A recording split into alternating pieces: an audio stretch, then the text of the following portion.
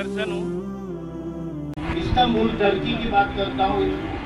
Istanbul में और top copy palace में, टॉप कापी म्यूजियम में कई चीज रखी हुई है, काबा शरीफ की और आखिरी रसूल की चीज़ें, फिर आखिरी रसूल के कंपेनियंस की चीज़ें, खलीफा जो चाह रहे उनकी चीज़ें और कई रसूल की चीज़ें हैं।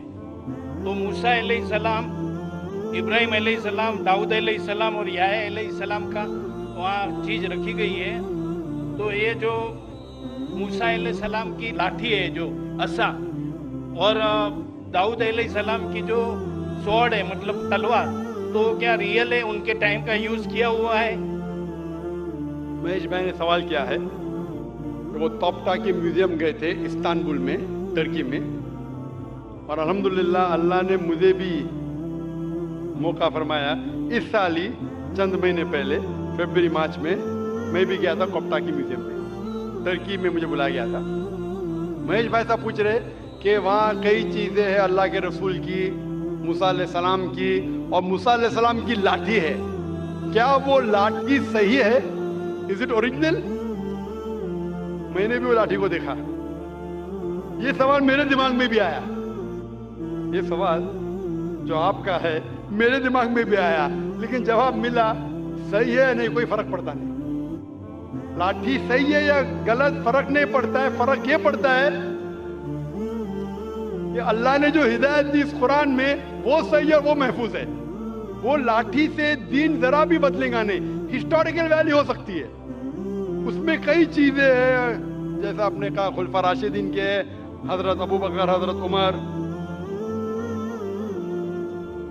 रज़ियल्लाहु अन्हु, उनके कई चीजें, लेकिन इससे हमें कोई फर्क नहीं पड़ता। हिस्टोरिकल वैल्यू क्या जानने के लिए क्या करने पड़ेगा, क्योंकि मैं भी माशाल्लाह एक मेडिकल डॉक्टर हूँ, साइंस के तालिब इल्म हूँ, आपको करने पड़ेगा कार्बन डेटिंग। कार्बन डेटिंग एक टेक्नोलॉजी है C14, वो कार्बन डेटिंग से हमको पता चल सकता है कि वो चीज है वो कितनी पुरानी है।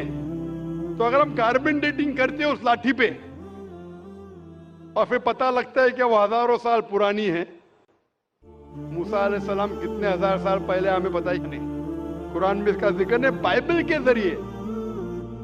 के जरिए पता चलता है कि वो तकरीबन 1400 साल ईसा अलैहिस्सलाम के पहले है। ईसा अलैहिस्सलाम तकरीबन 2000 साल पहले है, तो बाइबल के मुताबिक मूसा अलैहिस्सलाम 3400 साल पहले है।